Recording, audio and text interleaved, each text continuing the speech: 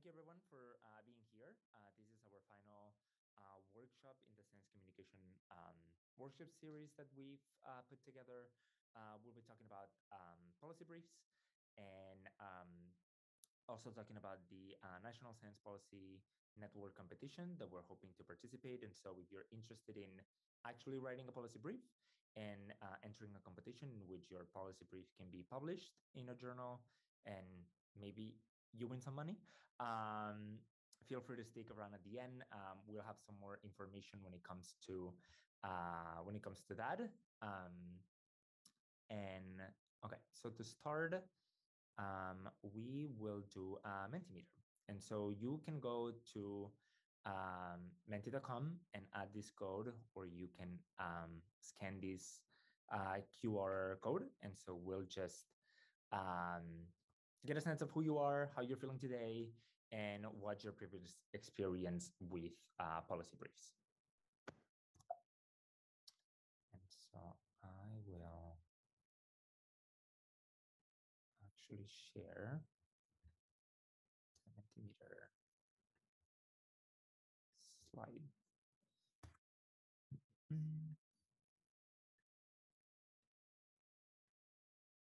All right, so you have here on top menti.com and the code that you can use. So a little bit of, how you're feeling today. It's Friday.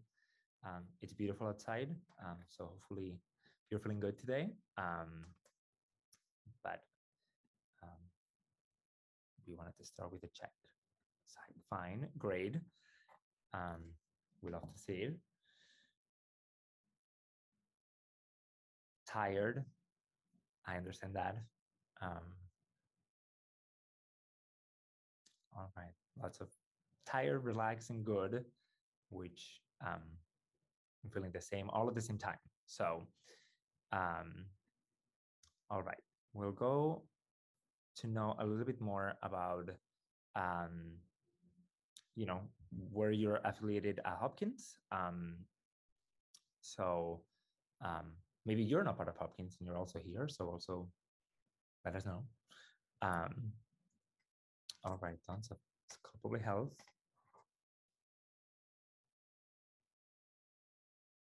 Awesome. So you should probably be very aware of policy briefs, but all right. So everyone's from the School of Public Health. Awesome. And then here it's a little bit, you're going to be able to go from 5 to 1 to whether, you know what policy briefs are, you know how to successfully identify your audience, and you know how to use language understandable for policymakers and general public. It's okay if you don't know. That's hopefully what today is going to be about and what you're going to learn about. So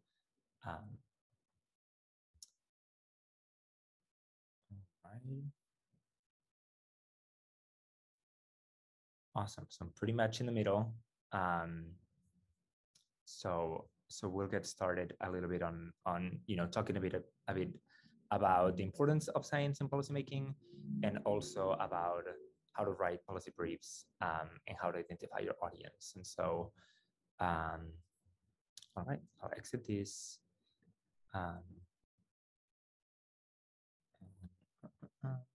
Actually, the other one.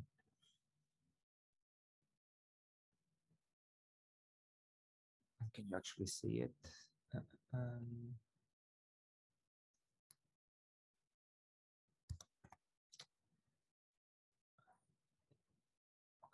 Let me. So of course, this is taking forever.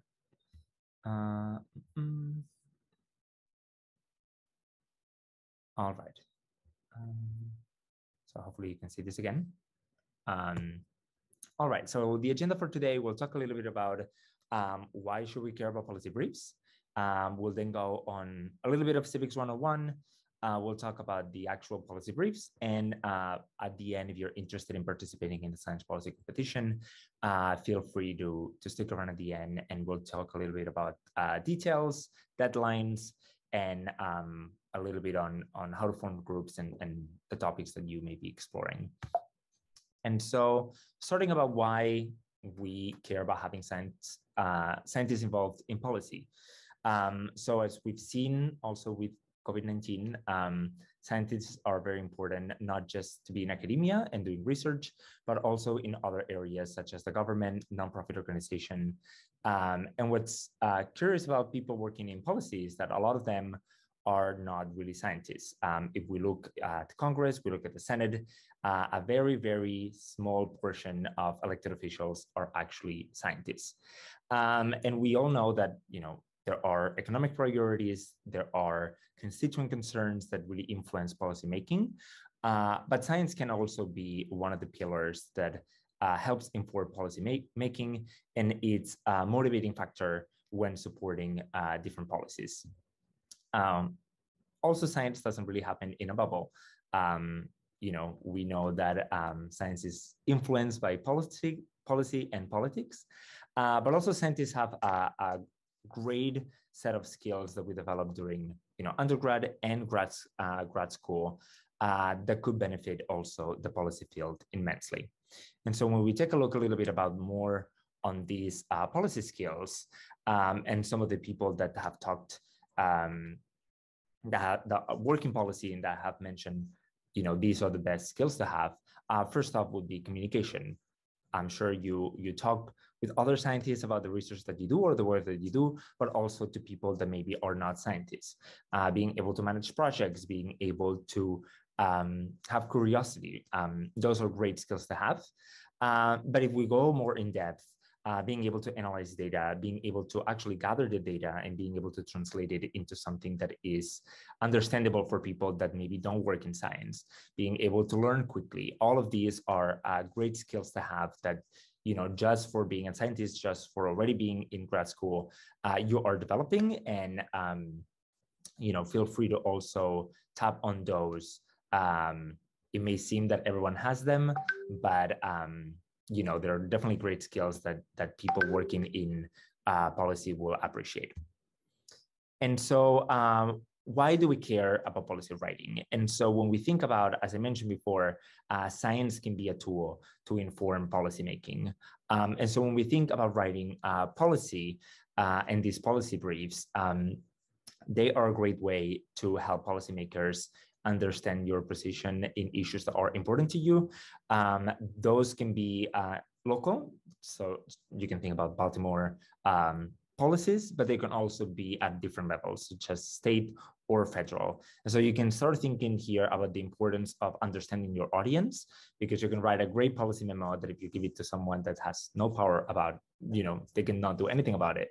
All your efforts will be really for nothing. And so we can think of legislators taking these recommendations and using them in their future plans of action. And then also you can use these policy briefs to advocate using evidence-based policies or data that backs up your position. And so a little bit on Civics 101, you may already be familiar with this, but when we think about policymaking, I'll just focus on the legislative and executive branch.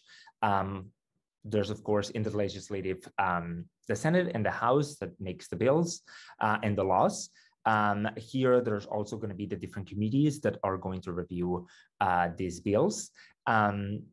What's also important about the legislative branch is that they control the budget, not just for the legislative branch, but also for the executive. You can also think about Maryland, right? Here is where the Maryland Assembly would be. There's also the Senate and the House in each state. And then we have the executive branch, in which you can think of president, vice president, the different federal agencies, as well as the cabinet.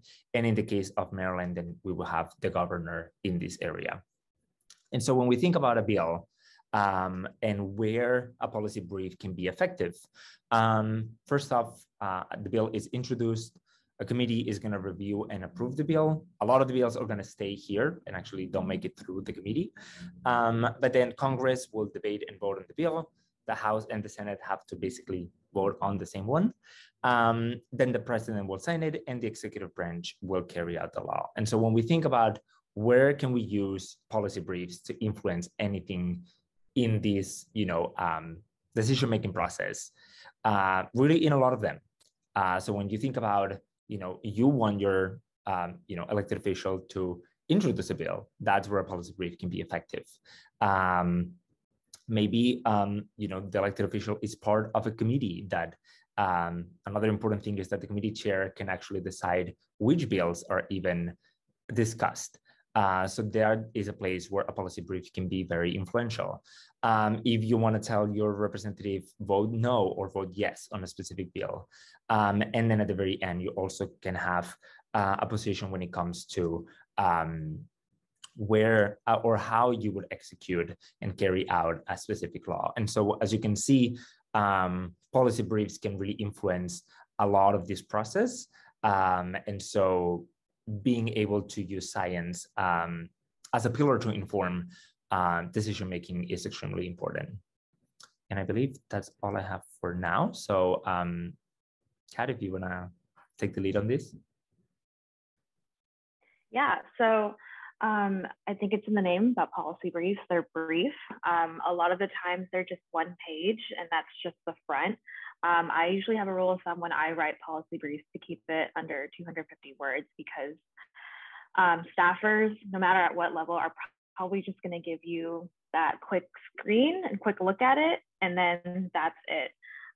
So I would mostly see policy briefs as sort of this primer or appetizer to the big issue. Like you don't want to give them everything and you also don't want to lose them in the jargon, but you want to keep them informed on what a policy brief is. And so a policy brief is just a page, it's a concise summary of the particular issue just to inform legislators on like what the issue is and what's happening. So you don't have to go too in depth, just give them a quick summary of what it really is. Next slide, please. And so, yeah, you want to be short and to the point because staffers are busy, representatives and senators are busy, and really most of the time they're going to give your brief maybe 15 seconds. And it's not that it's not important, it's just that they're busy and they have a lot of other issues that they're focusing on, especially because it's midterm season right now. And so you want to keep it concise, you want to be short and to the point, and tell them straight up front, like what is the issue and basically how can we solve it. And so yeah, you want to be short and to the point, you want to actually make sure that what you have is supported by evidence, and you want to focus on the meaning because again, it's short. You want to be straight into the point. But also because this is sort of just the appetizer, it's sort of the opener to said issue and more discussions on the issue, you want to keep it short and just really focus on the big picture. Next slide, please.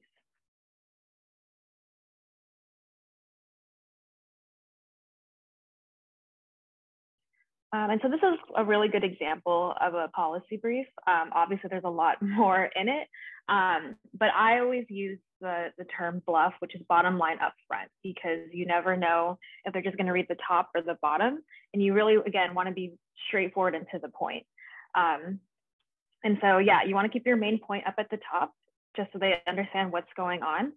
You can provide some background if you want next, just so they have some context to the main point, because I mean, staffers have a lot of stuff that they have to juggle in their portfolio. And so you just sort of want to keep them abreast of what's happening right now and why this issue is so important. Evidence, of course, to support it. You can do it with graphs or like infographics if you want. And then, of course, you want to conclude your policy brief with 1 or 2 sentences, just summarizing the whole thing. Next slide. So this is another example. This is a memo, though. This is not a brief. And so if you do get past the first stage and they're really interested in your issue and you want to provide them with more information, you can do sort of a policy memo. And so it's a little more dragged out. It's not going to just be 1 page. And that way you can actually provide a lot more information. You can give them a fuller background, an executive summary. You want to give them background on like current policies and perhaps how they can improve said current policies, potential policy options or recommendations that you think are supported by the evidence that they could move forward with, and then what sort of actions they can take. And this can happen, the action can sort of take place at the legislative part, so like when they're creating legislation, but also people forget about the regulatory process and like when policies are being implemented as well. And there's a lot of options for you to submit public comments, but also this is an opportunity for you to also tell them how this should be implemented moving forward. And so, yeah, hard and fast rules. Don't overthink it, but also don't speak it from your point of view. This is supposed to be written in third person. Yeah, use active voice. I think that's just good writing in general. Do not use passive voice. I am also a big fan of not using jargon. Even though I have a science background, I also just have more experience in policy and politics. And so if I don't even understand it, even with my science background, they're not going to understand it. And so you want to reduce jargon as much as possible. A trick that I like to use, and we'll go into this a little more later, is this thing called social math, where you basically take facts and figures, facts or numbers, and you present it in a way that people can visualize, people ways can understand, basically. So I'll go into that a little more later, but you want to reduce jargon in that same way. You also want to define the acronyms as well. So you want to say, for example, one example is like ACOs. You might not know what that is, but it's accountable care organization. So you want to say what it is and then put in parentheses what the acronym is, and then you can use it moving forward. And that'll also save space on your policy brief. And then of course, make sure it's well written. I mean, even though they're staffers and they're like younger than us, they're going to take it seriously. If there's any sort of spelling or grammar issues, it might affect your credibility. So here are examples of figures. I guess one question, you can ask, or like one thing you can ask yourselves is like, do these look like briefs do these look like graphics that you would understand? And do you think someone who doesn't really have a science background would understand? Maybe for y'all, yes, but I personally don't know what's happening in this. And like, do you really want to use that one page do you really want to use space on that one page for like a graph like this that no one's going to really understand? Probably not. And so just think about the fact that if you are using a figure, make sure it's something that people understand, but also make sure it tells a good story and it's something that they can visualize and understand what's happening. And so I think this is a perfect example. You can really see the dip, but also anyone who doesn't have a science background would actually understand this.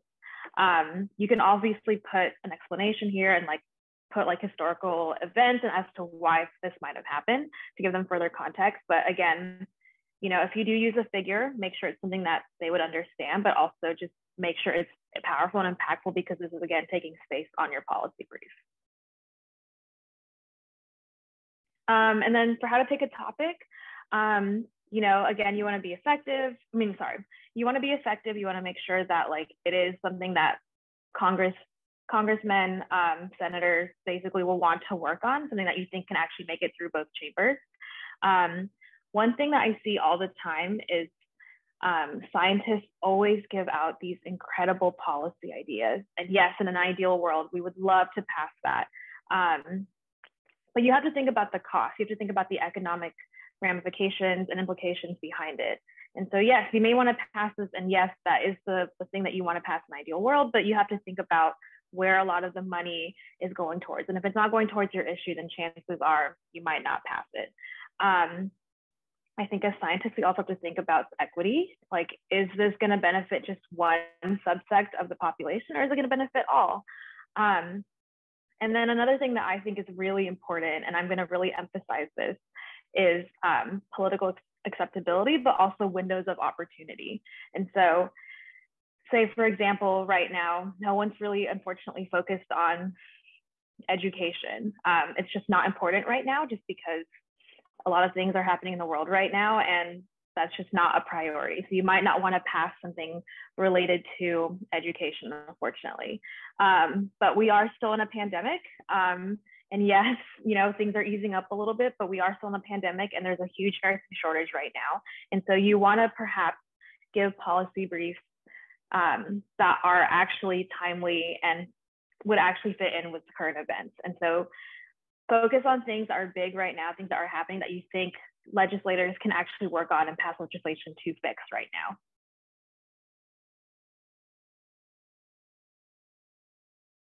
I think that's great. All right. So we'll just do a very quick 1-2 minute breakout room on, for you to pick a policy topic. you can just introduce each other and then kind of find a topic that may interest you all. And as Kat was saying, maybe that it's relevant.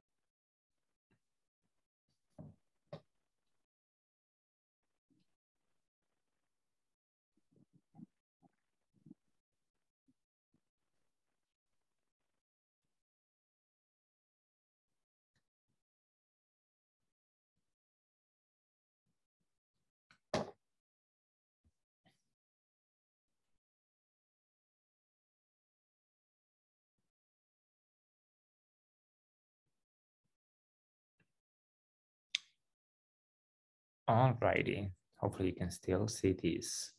All right. So I think, Kat, if you want to continue on this. Yeah. So another thing that you have to think about is your audience. Like who are you writing this policy brief for? So let's say you want to, change the streets in your neighborhood. Probably doesn't make sense to reach out to the federal government. You probably want to reach out to local or maybe even your state, but perhaps mostly local.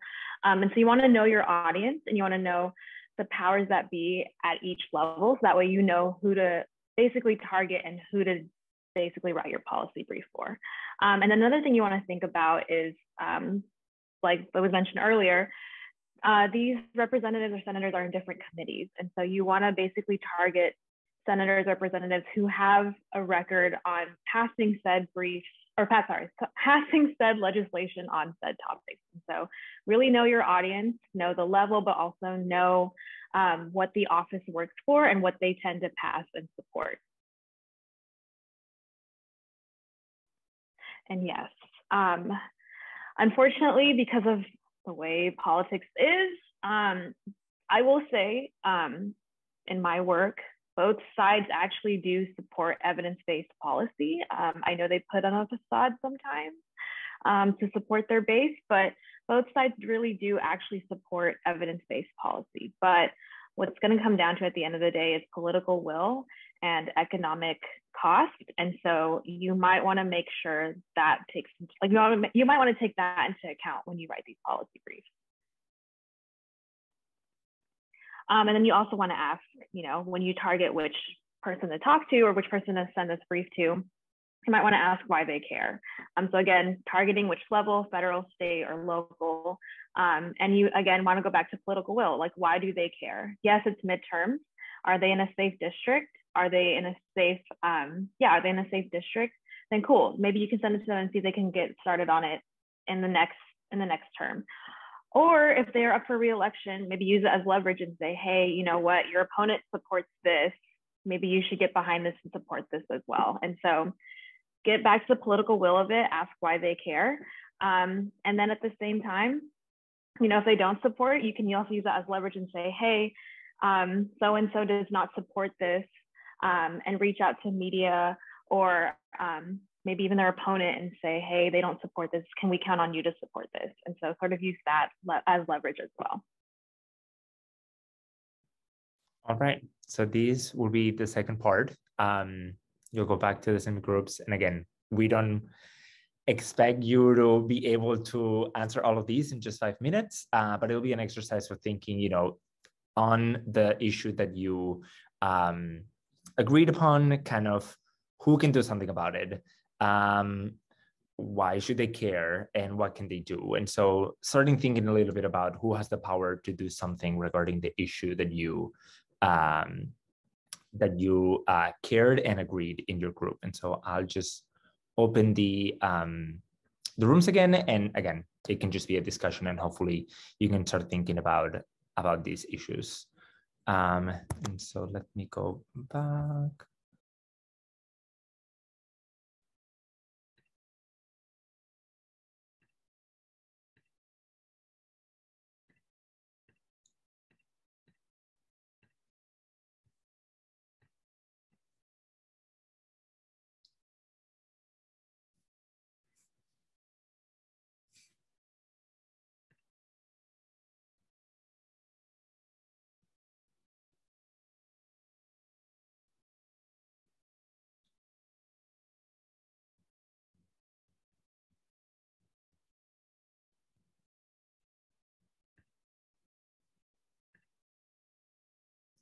All right. Okay, so hopefully this was a good exercise for everyone to kind of think a little bit more about who has the power to do what, and what the audience would be for your, policy topic of interest. So we want to just end with kind of examining one example on, a policy piece. And just as a reminder, everyone, that, the purpose of this is to really help understand the issue. When you're thinking about the possible solutions, try to also provide the pros and the cons of each. So being able to understand the liabilities of some policy options, or the other side, may be extremely important. And you want to make sure that you give a very concise recommendations, make sure that it's audience driven, like we said, and also which is short and clear. And so, like I was saying, most people don't have time to read everything. And so here's one of them. This was a memo, but I think parts of this memo will work well when it comes to a policy brief as well. And so first off, you want to kind of identify what the issue is and analyze the policies that are happening, right? So here talking about fossil fuels and fracking, and the need to balance between economic priorities and the environmental healthcare impacts of fracking. You can have, as shown here, an analysis of the current regulation and current policies, and you can specifically go at, here very in depth on specific bills that Colorado has passed. And so be sure to talk a little bit about the current policies and what are the policies doing good and what they're not actually addressing. You want to have different recommendations here. There's, for example, 3. Also, feel free to use inaction as a potential policy recommendation. So using the same policy as right now, and what are the impacts of not doing anything, that can also be a potential policy option. And so here, you can propose 2 to 3 options and be able to mention the pros and the cons for each of them. And so here is, for example, a small paragraph. And so I'll highlight some of the things that are good about this paragraph, some of them that are regular, and some of them that maybe you want to avoid. And so when we think about this sentence, right, really talking about, fracking has increased fossil fuel extraction, but it is controversial because of the effects of the environment and human health. Very concise, very to the point. You can see that in just one paragraph, highly repetitive words. So find ways to, be diverse in the vocabulary that you're using, but also avoid, again, jargon. I am sure the policymakers don't know what the troposphere is. There should be another one, right, in which it's another example. Benzene and toluene, probably policymakers also do not know what that is. So find ways to rephrase this or avoid. If you do have to put jargon because it's non-avoidable, be able to explain it.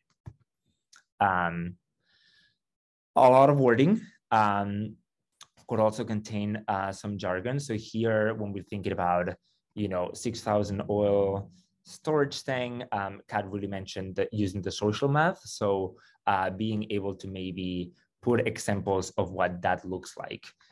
Is it filling how many bathtubs, or is it filling how many stadiums? So use something that maybe they can put a sense or really understand the magnitude or the, of what you're talking about.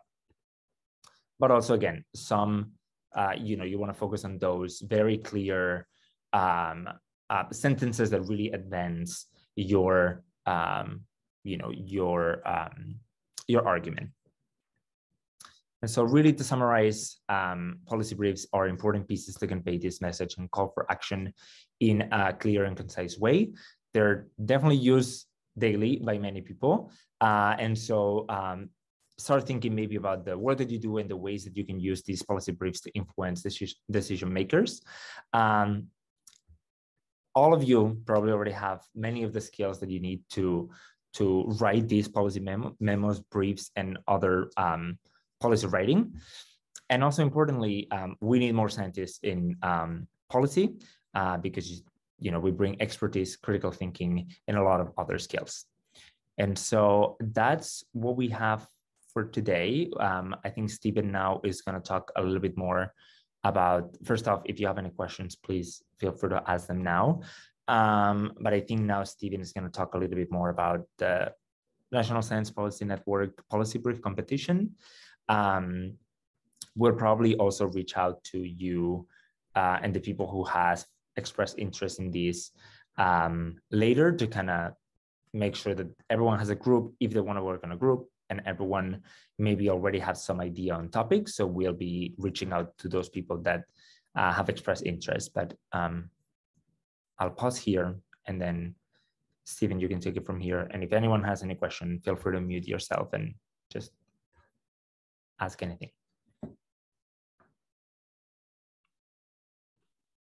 Okay, yeah, thanks, Bernard. So yeah, the reason we held this workshop, and to some extent our previous ones, was with a view to this National Science Policy Network competition that's coming up. So normally in previous years, they've done a memo competition, and this year they're doing something slightly different where they're asking for policy briefs.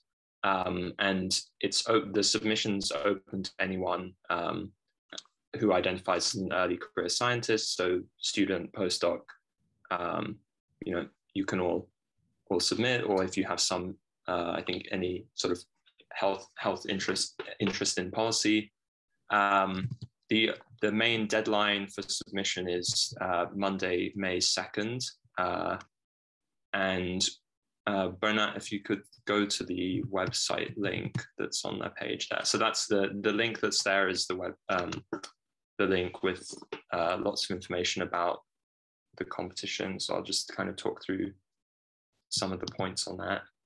And then what I think we'll do after this is, if you expressed interest in the registration form about planning to submit something, particularly if you're looking to work on like a little group submission, then we'll send out a kind of Google form for you to say what topics you're interested in, and that way we can try to match you with one or two other people who are also interested in the same topics. And if you have something you already want to write about, but you want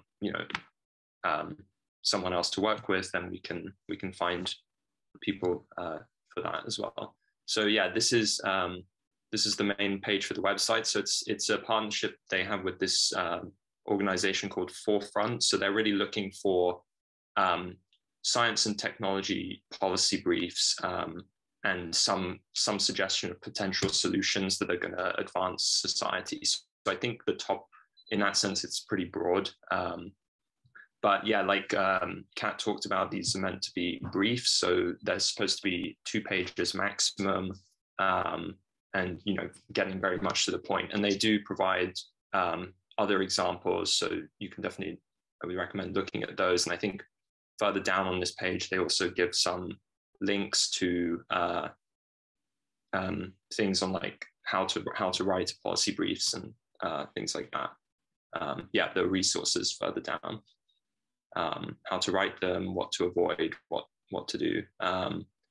So yeah, I guess the main deadline is May 2nd, and what we would like to do once we try to help you form groups, if you're interested in writing in a group, is also kind of coordinate some peer reviews so you can get some feedback on your writing before you submit. So we'll try to do that sort of in the later half of April, so there's enough time to turn it around, And yeah, if you do submit, I think we'd be able to publish them on our website. And then, if you write a good enough policy brief to win, not only does it look great on your resume, but you will also win some nice cash prizes from the NSPN.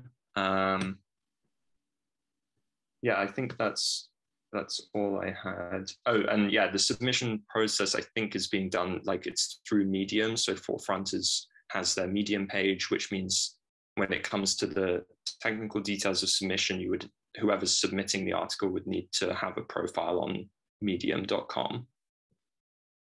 Yeah, and I mentioned it in the chat. I know it here in the eligibility, it says NSPN membership is required for the authors at the time of submission.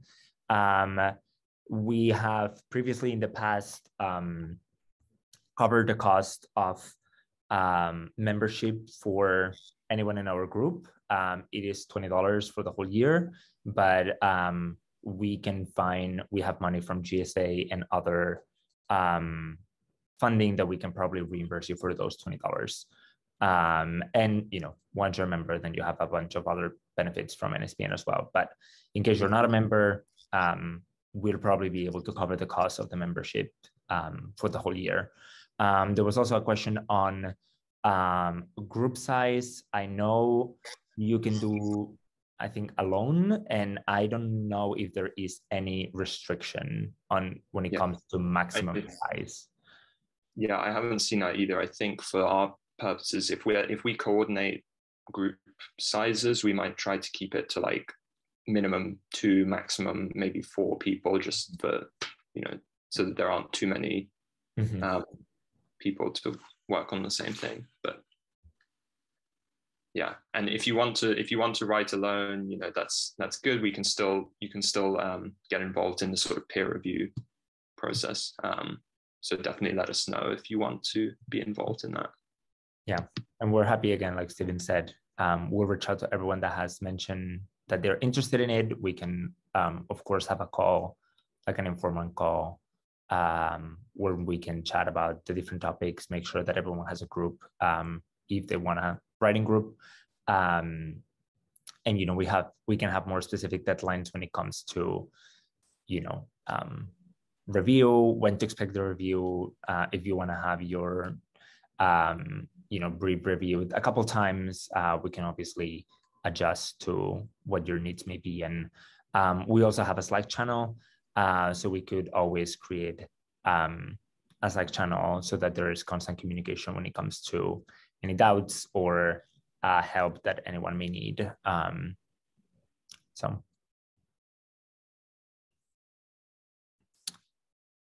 All right. Any questions? Yeah. Any questions on NSPN competition or policy briefs or anything really? Okay. Yeah. So if you didn't express interest when you first registered, but you are interested now, just I think what we'll do is just send an email to everyone who registered for this event anyway. But if you want to make double sure, then you can just put your email in the chat now. And yeah, Jack will send out a form shortly to get people to fill out, what topics they're interested in, or any specific titles already that you might have that you want people to join in with.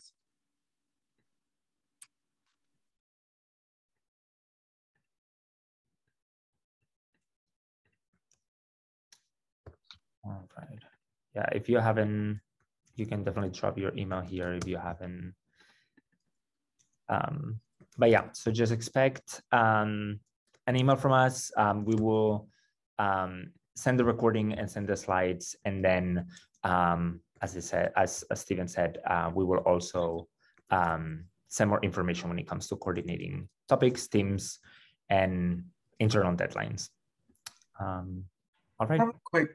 Hi. I have a quick question. So when I registered this presentation, I remember when I put my information, there's there were 2 questions. One is for indicating our interest for the competition, and the other one is asking, would you like to advocate on the Hill? So yeah. What is that about? Yeah, so the idea that we have with this is that you're going to be working on these briefs for a month and a half, and so one thing that other science policy groups have done in the past is actually providing an opportunity for people that have worked on a specific policy topic to do some kind of Hill day maybe it's local, maybe it's state, maybe it's federal, depending on your, topic, and be able to then meet with, a specific office, most likely the one that your district office, and then, be able to kind of talk on that issue that you have worked on for the past 2 months, maybe even use the policy brief that you developed. And so, of course, not all the people that maybe write the memo want to do any kind of advocacy, work afterwards. But it is something that if some people are interested, we are willing to help set up those meetings, either local, state, or federal. It is, summer's coming up, and it's and no, it is not for those who want the competition. It's something that we do internally. So, say that we have 10 teams that submit policy brief, all 10 teams can go advocate. It's going to be independent from the NSPN competition. Is something that we want to do internally. And so it's something that will reach out to anyone that's interested.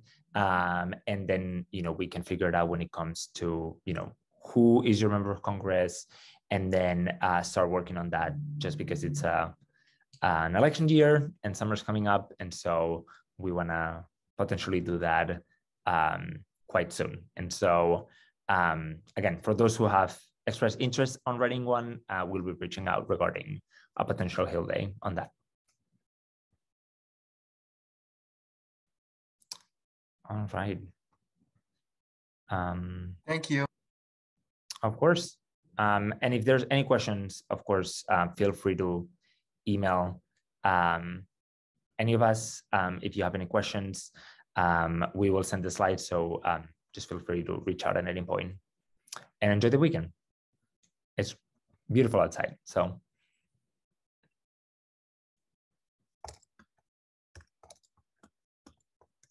Bye. Bye, everyone.